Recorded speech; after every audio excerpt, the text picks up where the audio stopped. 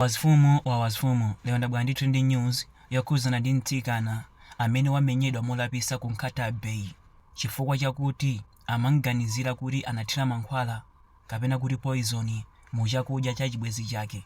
Mtsikana ameneyu zina lake ndi Georgina, amachokera ku Nkhata Bay, komanso mnyamata uyu.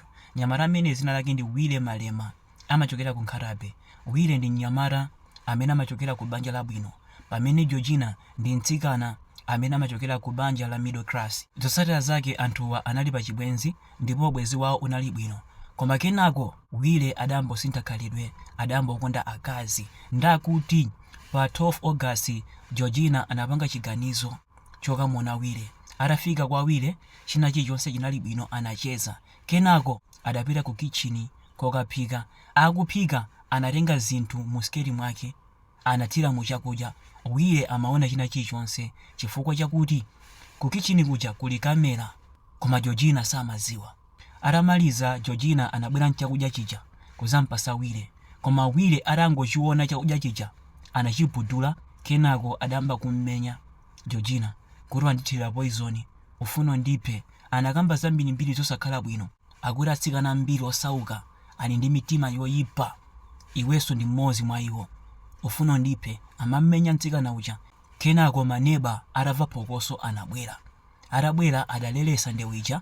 Kenako adamuza Wile, tadekha kaye timve mbali ya mkaziyo, zikukhala bwanji? Mtsikana uja adayankhula chilungamo, eneyo sinanthire poison ndipo chakudyachi ndingathe kuchidya. Mutandifunsa kuti nditero, ine nanthira mankhwala ora azindikonda kwambiri chifukwa chakuti Wileyu masiku ano akumayenda ndi atsikana osiyanasiyana. Zachiziwikire azandisiya nkani ndimafuna ndimpase mankhwala amenewa ndi cholinga chakuti azindikonda kwambiri. Mankhwala awa si poison, ndidapita kwa sing'anga kokatenga kumene andipasa zimenezi kuti ndimuthirire ndi cholinga chakuti azindikonda kwambiri. Wile atamva zimenezi analodabwa pozindikira kuti vuto linali khalidwe lake. Zotsatira zake adampepesa mtsikana uja. Panopa ali limodzi, ndi pamene amabwera ndi nkhani imeneyi. Ndeneyo ndabwera ndi nkhani imeneyi ndi cholinga chakuti anthu ena ake mutengere phunziro. Akuluakulu, mu nthawi imene wayamba kuyendayenda ndi azikazi osiyanasiyana, mkazi wako amakhala ali pa chiopsezo. Angathe kupangidwa chipongwe ndi azikazi aja, kapena angathe kukuluzani. Ndipo funa kuti akhale ndi iweyo, amathe kupanga china chilichonse pofuna kuwinanso mtima wako kachikena, pofuna kuwinanso nthawi yako kachikena. Ena amayikidwa m'botolo chifukwa chakuti mkazi wawo akufuna atakhala nawo. Azimuna ambiri akumana zokhoma chifukwa cha khalidwe lawo lonyansa. Akuluakulu, mu china chilichonse chimene mukupanga esesani kukhala wachilungamo. Chisanzo ndi Lamzee Noah.